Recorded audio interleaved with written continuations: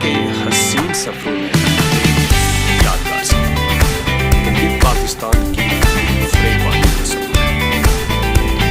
حسن اور رنگوں سے لبریز گلگت پاکستان نہ صرف پاکستان بلکہ دنیا کے خوبصورت ترین خطوں میں سے ایک ہے۔ گلگت اپنی خوبصورتی اور تاریخی پس منظر کی وجہ سے سیاحت میں ایک خاص مقام ہے۔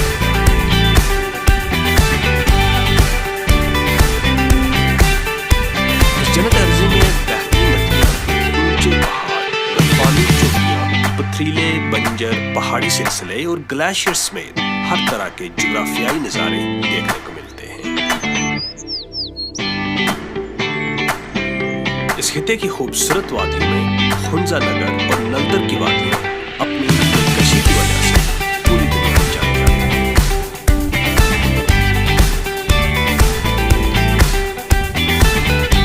یہ اس علاقے کے لازوال حسن کا ہی جوہر ہے جو آج مسافران شوق کو کشمیر کے دور دراز علاقوں سے گلگت پاکستان کی طرف ہمارے سفر کر رہا ہے۔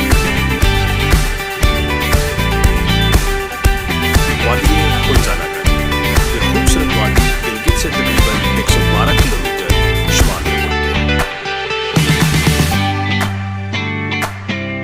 اس وادی کی طرف آگے بڑھتے ہوئے ہمیں اپنی چاروں جانب بلند بالا پہاڑی چوٹیاں نظر آئیں اور انہی چوٹیوں کے جرمٹ میں ہماری نظر ایک خوبصورت سفید پہاڑی پر پڑی جو پہلو بدل بدل کر اپنے حسن کی جلوے بکھیرے۔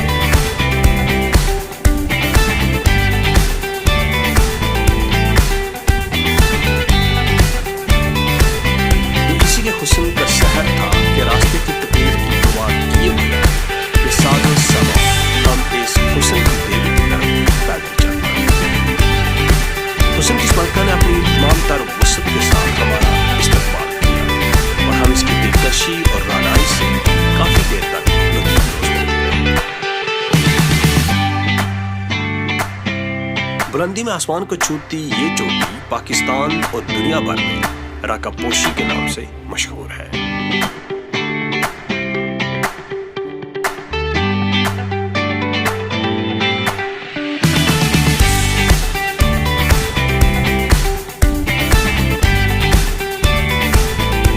پہاڑوں کی شہزادی کے دامن میں کچھ وقت گزارنے کے بعد ہم نے اس کا حسن کیمرے کی آنکھوں سے سمجھا اور اگلی منزل کی طرف چل پڑے۔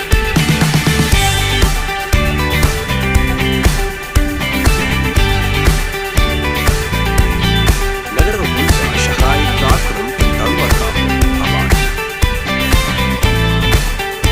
یہ علاقے بلند چوٹیوں، گلیشیئرز، آبشاروں اور دریاؤں کی وجہ سے نہایت خوبصورتی کے حامل ہیں۔ حسن اور رنگوں سے لبریز ان علاقوں کی دلکشی کو اپنے دامن میں سمیٹنے کے لیے ہر سال ہزاروں سیاح ان خوبصورت وادیوں کا دورہ کرتے ہیں۔ ان دلفریب وادیوں کی سیر کی ایک اور وجہ بلند بالا پہاڑوں کے دامن میں ملتی ہوئی شاہراہ کراکرم کا خوبصورت نظارہ ہے۔ یوکامت پہاڑوں کے سینے میں شگاف ڈال کر بنائی جانے والی یہ شاہراہ صرف ایک طویل سڑک ہی نہیں بلکہ صدیوں پرانی تہذیب اور ثقافت کی علم بردار ہے۔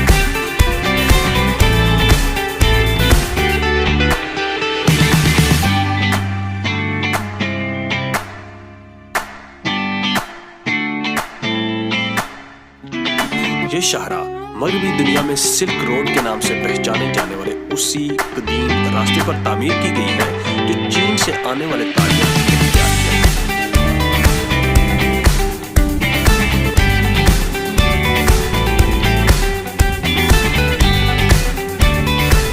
یہ تو شاہراہ کراکرم کا ہر نظارہ ایک دلفریب منظر پیش کرتا ہے، لیکن خنزہ نگر میں اس شاہراہ کا حسن اپنے پورے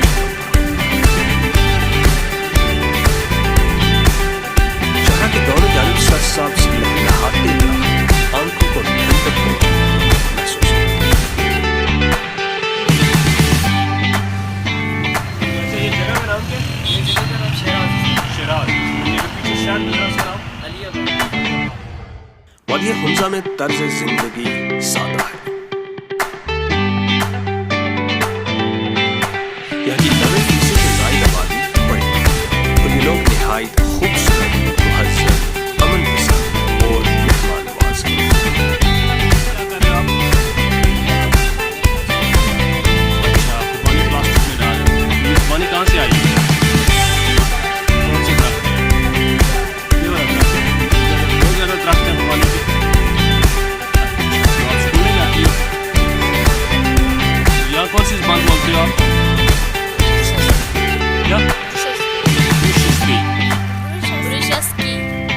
کی ٹھیک.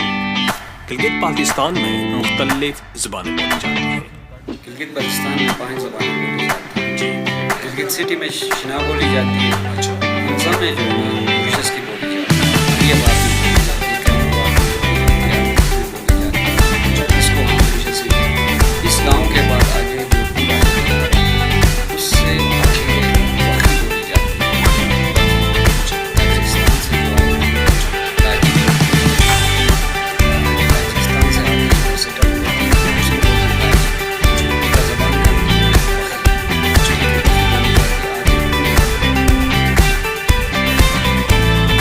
حمزہ میں خوبانی، چیری، اخروٹ اور سیب کی طرح بکثرت نظر آتے ہیں.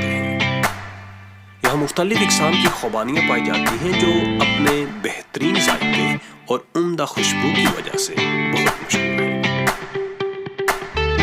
یہی وجہ ہے کہ وادی حمزہ کو خوبانی کا دیش بھی کہا جاتا ہے.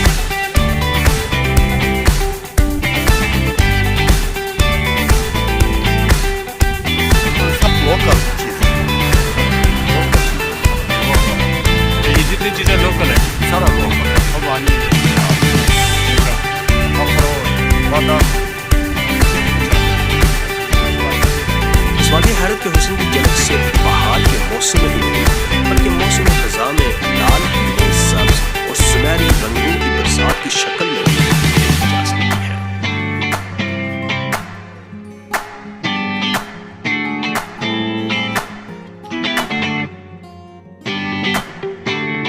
یہ وادی صرف خوبصورت ہی نہیں بلکہ اپنی صاف ستھری آب و ہوا کی وجہ سے انتہائی صحت افزا بھی ہے.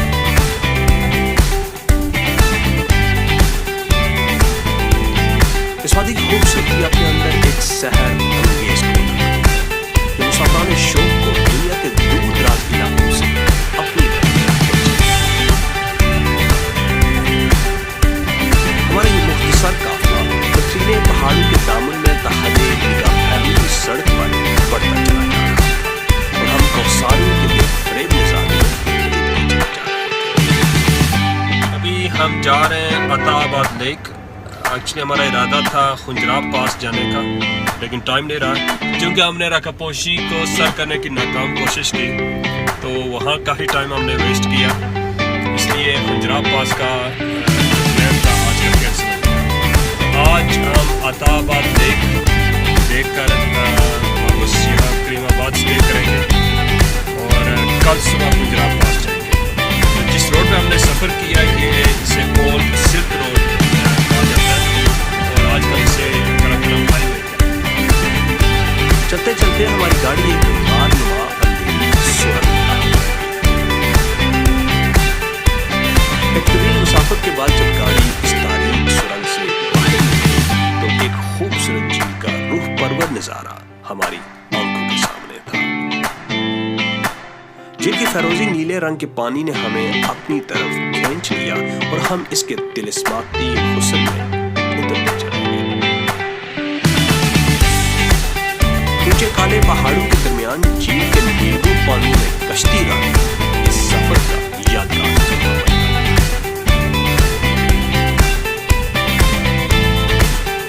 20 کلومیٹر پر مشتمل یہ جھیل عطا آباد جھیل کے نام سے جانی جاتی ہے. 2010 سے پہلے عطا آباد جھیل کی جگہ ایک گاؤں آباد تھا لیکن سال 2010 کے ایک بدقسمت لمحے نے ایک ایسی لینڈ سلائڈنگ دیکھی جس کے باعث تقریباً 4 ماہ تک دریا حمزہ کا بہاؤ رکا رہا اور اس گاؤں میں زندگی کی حرارت 109 میٹر پانی کے نیچے لگا رہ گئی.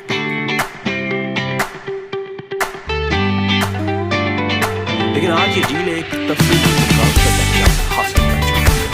اس کے شمار پاکستان کی خوبصورت جھیلوں میں کیا جاتا ہے اور مسافران جستجو دور دراز علاقوں سے اس کا حسن دیکھ رہے ہیں.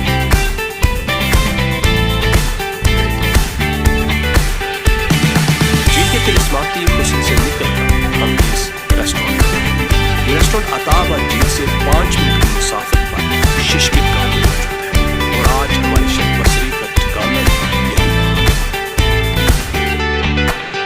اگلی صبح ہم مقامی ناشتے کی لذت سے محظوظ ہوئے اور نئی منزلوں کو چھونے کی حسرت لیے پہاڑوں کے دلکش نظاروں میں محو سفر ہو گئے۔ ہنسا سے سوس جانے والے راستے میں ایک انتہائی خوبصورت گاؤں حسینی گجالا باغ ہے۔ اس گاؤں کی ایک بڑی شہرت یہاں بنایا گیا حسینی پل ہے۔ یہ پل پاکستان کے شمالی علاقوں میں پایا جانے والا سب سے خطرناک پل ہے۔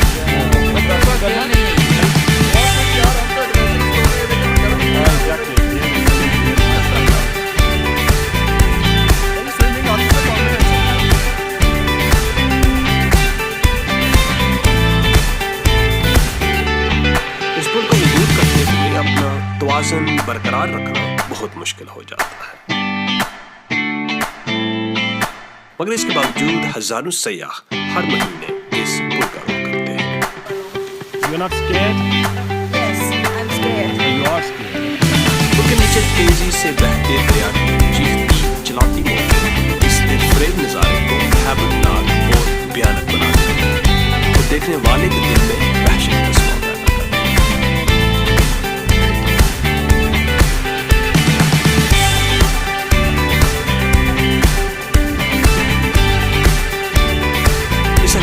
نگری نگری کے فریب نظاروں سے مزین ہے۔ ان خوبصورت نظاروں میں پسوک پوائنٹس اپنی منفرد حد و حال کی وجہ سے ساری دنیا میں مشہور ہیں۔ یہ پوائنٹس دور سے ہی اپنی موجودگی کا احساس دلانے لگتے ہیں۔ جو آپ ان کے قریب بڑھتے جاتے ہیں ان کی انفرادیت اور دلکشی میں اضافہ ہوتا ہے۔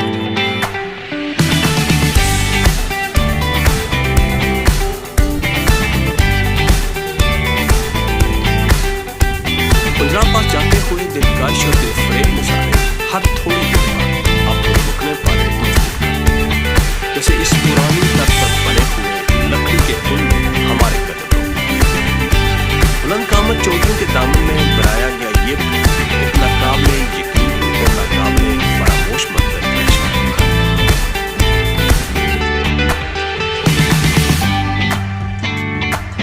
ہنسا سے 80 کلومیٹر کے فاصلے پر سوس نامی ایک قصبہ آتا ہے جو شاہراہ قراقرم پر پاکستان کا آخری قصبہ ہے۔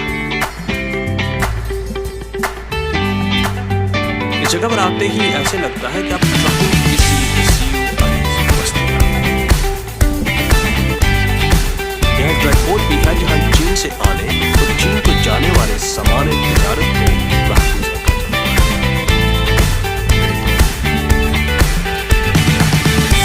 شاہراہ قراقرم کی بن کھاتی سڑک پر سفر کرتے ہوئے ہم گجرات نیشنل پارک میں آنا ہوں۔ پاکستان کے شمالی علاقوں میں واقع یہ پارک بہت سی نایاب جنگلی حیات کا مسکن ہے۔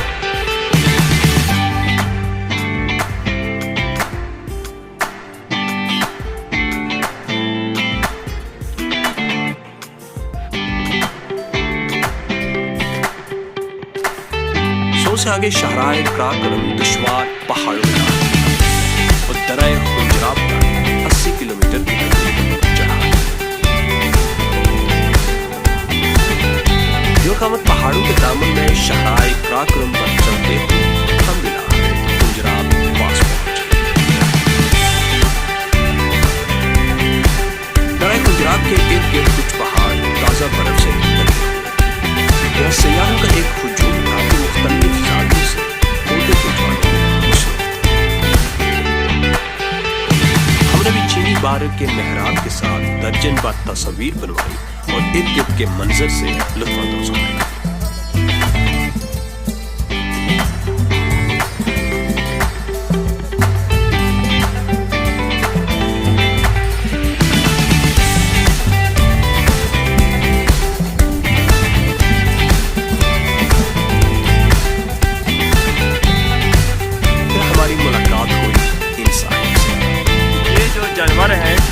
ان کا نام کیا ہے؟